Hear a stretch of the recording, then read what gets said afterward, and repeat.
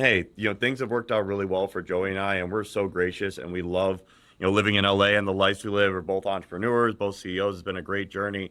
But to your point, it's because your identity is so tied to baseball. Exactly. And it was everything to me. And so, like, talk about that as well. What was it like shedding that identity? I know for myself, it was really hard for a couple of years, really trying to figure out what did I care a lot about.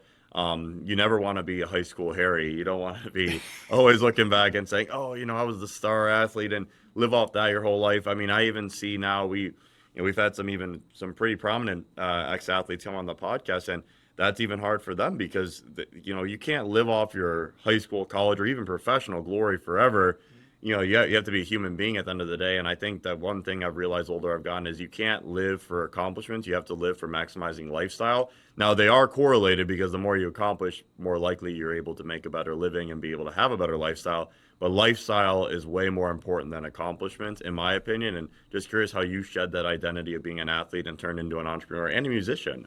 So I think you make an excellent point that a lot of times we would take the accomplishment of playing Division One, playing professional baseball. Yeah. That would yield the lifestyle we're looking for. That I can't speak for you, but you probably enjoy that now. And I found a different way to achieve the lifestyle that I'm super happy Yeah. with. Yeah. I'm not making $20 million a year as the shortstop of the New York Yankees or anything like that, but I feel like those people live on their own terms. I think that's what we're all trying to get to, whether you realize it or not. And I think especially athletes or anyone pursuing something extracurricular, you kind of feel like there's one path of getting there. And in the meantime, you're so tunnel vision. I don't know how you felt. My guess is probably similarly. But when you're at Richmond, Purdue, wherever, and the failures start to happen, you don't look at it as much of like, this is a part of the game. You look at it of a stress of, am I messing up my one opportunity to Yep. take me to the next thing, One to the million next level? percent. And that, and something I really want to highlight, when you're growing up and even when you're in college and everyone wants to say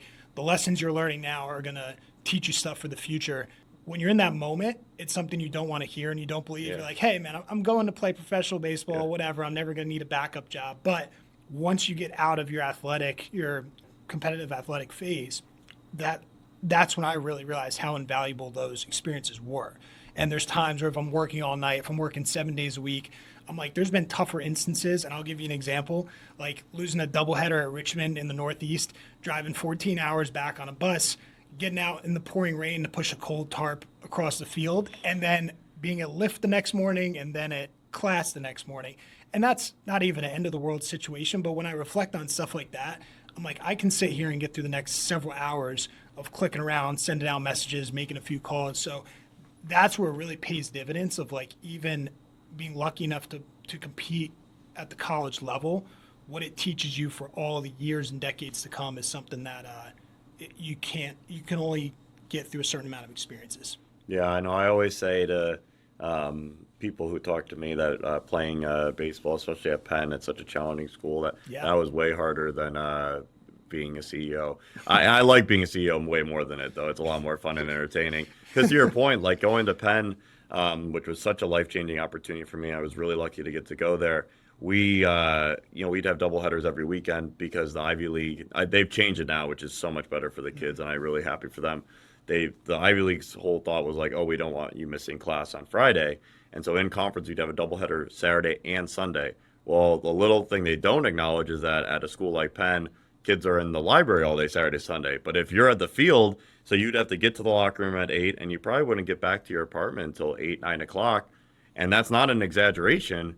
And so how are you supposed to compete with these kids in the classroom when you have your whole weekend shot with baseball? And so I always say like the demands of a Division One schedule and an Ivy League school, that was the most challenging time for me, and it was really hard the first semester. I had a really big culture shock because I don't know if you recall, but like, I went from Richmond to junior college because I was trying to play hockey, and then I went from junior college to Penn, and so that was a huge jump. And I really struggled my first semester, but to your point, it taught me a lot. And I wanted to actually loop back a fun story about Ryan Wheeler because Ryan Wheeler coached at Penn Yeah. before Richmond, Yeah. and so this guy, and again, an incredible recruiter. I don't want to do him dirty right now. I want to give him credit because I really do like Ryan a lot, and I hope he's having a great life. And when I was at Penn, I actually saw him a few times at Temple because we did like some fall scrimmages, and it's right across the street, Temple and Penn. And he's always so nice to me. But when I was at Richmond and this is how he got me to go to Richmond. He made fun of Penn and said, I don't see you wearing a pocket protector. Like, it's all nerds there. Like, and I'm saying this with like full honesty. And again, Penn, by the way, is not that. Penn is an unbelievable place. I love Penn.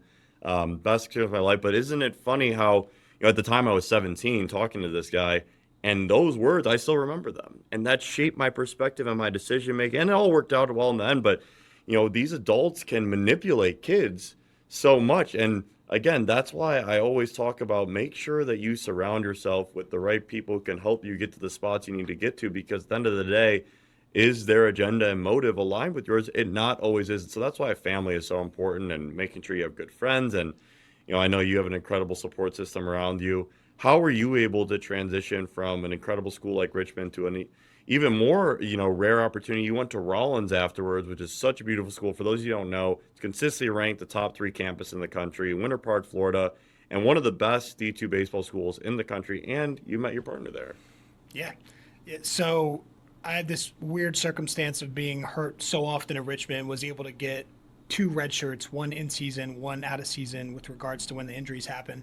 At that point, I'd been playing baseball since the age of 5, Yep. and I had the option to continue playing. I was probably in the camp at that moment of knowing I wasn't going to play at the professional level, but wanted to honestly have a chance to have some fun, because the previous 4 years at Richmond, between being hurt and between the battle going on between the ears, Yep. I think I kind of forgot how to enjoy the game. Yeah. And so at worst, I'm like, hey, I'm going to go down there, play, no expectations. Sure enough, was hurt another year down there. But my 6th and final year was the first one I played from front to back entirely. Nice. What positions did you play that year? Mainly just pitching. Yeah. Yeah, and it, it ended up all working out. But having the chance to extend the athletic career, at that point still, I was trying to put the education, or maybe the transition out of education and baseball and whatever was next, trying to start to put that at the forefront. Was lucky enough to meet a longtime partner now. Absolutely that's no, amazing. Yeah, no regrets of where it kind of got me, but I did have an understanding that I wanted to get out to Los Angeles, have family out here, have always liked the scene. And as soon as I graduated from Rollins, my thought was, what can I do to save up some money to make that transition a little easier, understanding just moving costs, understanding the rent and all that, and the cost of living in general in LA is elevated. It's very high. Yeah, so I was looking into something that wasn't going to be a flat salary job, something tied to commission. And I do have a perspective on this that, if possible, almost everyone should experience a chance where a part of your pay is incentivized, because that. 1 million. Let's dive in on this. I love this topic. So one thing that I've done at Subject, and not everyone took me up on it, but I made it a requirement that everyone got offered some type of variable comp. And you had a choice of, all sales and customer success reps have serious commission, and I'm really excited about that. I think everyone should be commissioned. And then from the non-sales roles or customer success, we made an offer, a salary choice, and if you took the lower of the salary choices, you would have variable comp. And again, not everyone took it, but I do actually think I'm leaning towards more next year, not making any salary changes, but actually just adding on, even if it's nominal, some type of tack to say, hey, and everyone has equity, by the way, too. So every one of my full-time employees has some form of equity, but I think everyone has to have variable comp, because it makes every day much more exciting. Eat what you kill mentality is so important. I mean, I would love a world, and I was even joking with my sales reps yesterday, and they're not going to go for this, but striker, real estate, they're all commission only roles. That's how I think it should be personally, like totally eat what you kill. I might get completely crucified for saying that, but I think that commission and having motivation every day is so powerful. I think it's a beautiful thing. Couldn't agree more. I think, and I understand a lot of people who wouldn't be in agreement with it, because I think right now, I forget the statistic, it's like over 50% of Americans have less than $1,000 or a couple $1,000 in their bank account. So then when you put the pressure of, I've got to eat what I kill, if I don't kill that month, then we're in trouble. And we're going further into debt, which is like a whole other conversation. But yes, if it's 5% of total potential earnings, something small even. Or if it's up to 100%, I'm a big fan of understanding what that does really to your mind of like, am I going to go the extra mile? Am I going to do the extra thing? I also don't blame people. I think even Elon said, he would like to hire lazy people because they figure out how to get the most done with the least effort. Yeah. And for the most part, if you're in a salaried role, it's tough to look beyond, this week, if I do a great job and really push myself, or if I'm barely hanging in there, my pay is going to be the same. So I think naturally a lot of people will say, okay, well, maybe I'm going to err more and more consistently towards just getting the job done instead of doing the best job possible. I'm not saying that's what people automatically revert to, but it's understandable No, on so both yeah, it sides. is understandable. I think the big thing for me is, and we've changed a lot as a company, and I've grown a lot as a leader, and I still make a ton of mistakes, and I think that's important. Everyone, you're always winning or learning. Uh, Making mistakes is part of business, and you just got to learn as quickly as possible. Where we're at now, so we're a lot smaller now than we were in previous years, and doing better than we've ever done. My goal is to get half the company into the top 5% of earners in the U.S. Ideally, all of them, but it might not be a realistic, with the payroll and burn. But I would rather have less employees and have all of them making a ton of money, and have them all work a ton of hours. And I think that's my perspective and the culture I'm looking to build. It's not for everyone whatsoever.